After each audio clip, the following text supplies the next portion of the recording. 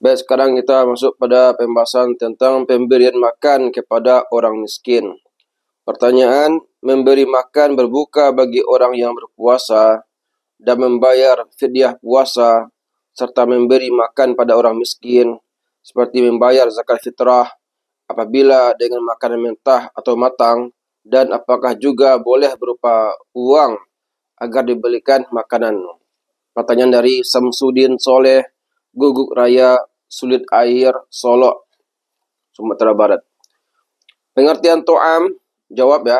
Pengertian to'am menurut bahasa berarti makanan, sesuatu yang dapat dimakan.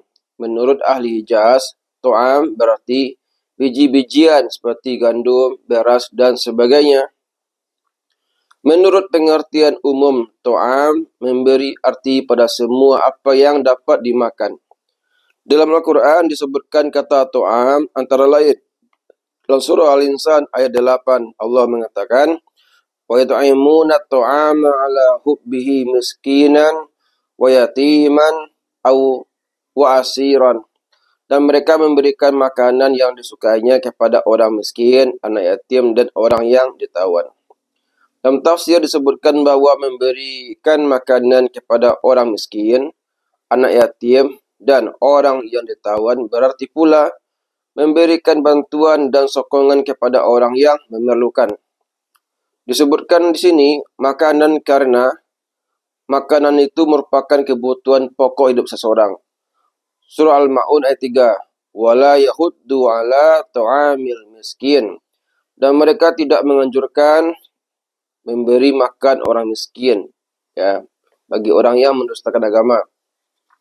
Dalam tafsir Muhammad Abduh disebutkan ayat ini mendorong bahawa membenarkan agama itu dengan membantu orang-orang fakir.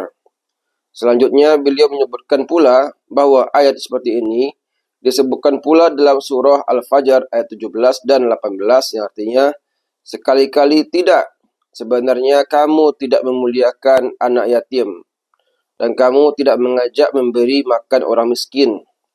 Menurut Muhammad Abduh, sebaik-baik jalan untuk memuliakan anak yatim dan mengajak memberi makan orang miskin ialah dengan menolong orang-orang fakir dan menutup kebutuhan orang-orang miskin. Dalam hadis riwayat Bukhari dari Abu Hurairah disebut it'amu sittina miskinan, artinya memberi makan 60 orang miskin dengan memberikan kurma yang telah masak yang disebut tamar.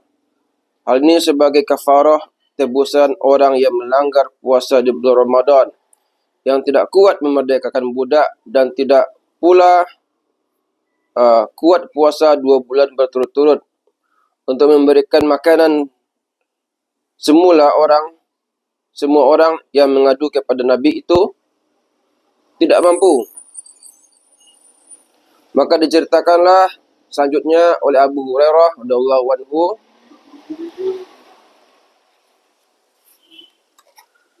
fa bainama nahnu ala zalika utiyan nabiyyu bi araqin fihi tamrun wal araqul mikyal qal aina sa'il faqal ana qal kuz haza fatasaddaq bihi.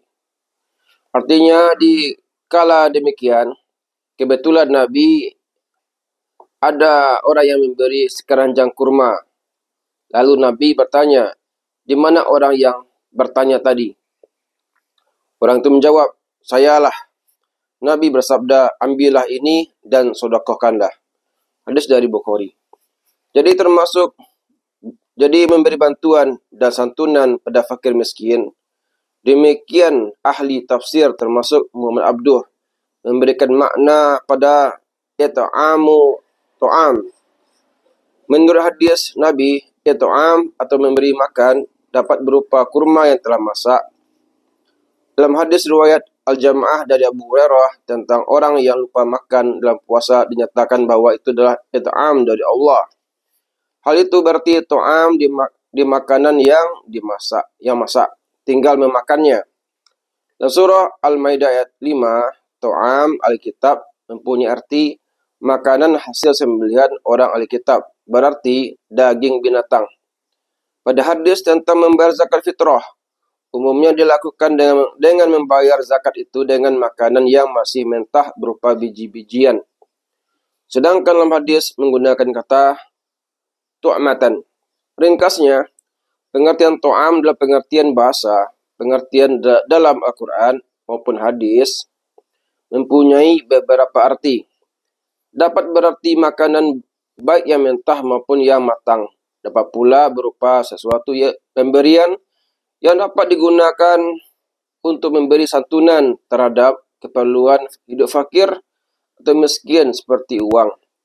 Kesimpulannya, membayar fitrah dan fidyah bagi yang tidak mampu melaksanakan puasa yang utama dibayar dengan memberikan makanan yang masih mentah seperti beras dan sesamanya yang menjadi makanan harian si pembayar.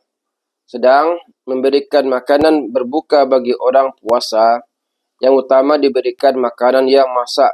Sedang pemberian santunan utama diberikan makanan yang masak. Sedang pengertian umum menyantuni makanan berupa dalam arti keperluan mereka dapat atau bahkan yang utama diberikan berwujud uang atau barang yang dapat digunakan untuk mencukupi keperluan yang beraneka macam, terutama bahan makanan yang merupakan keperluan pokok.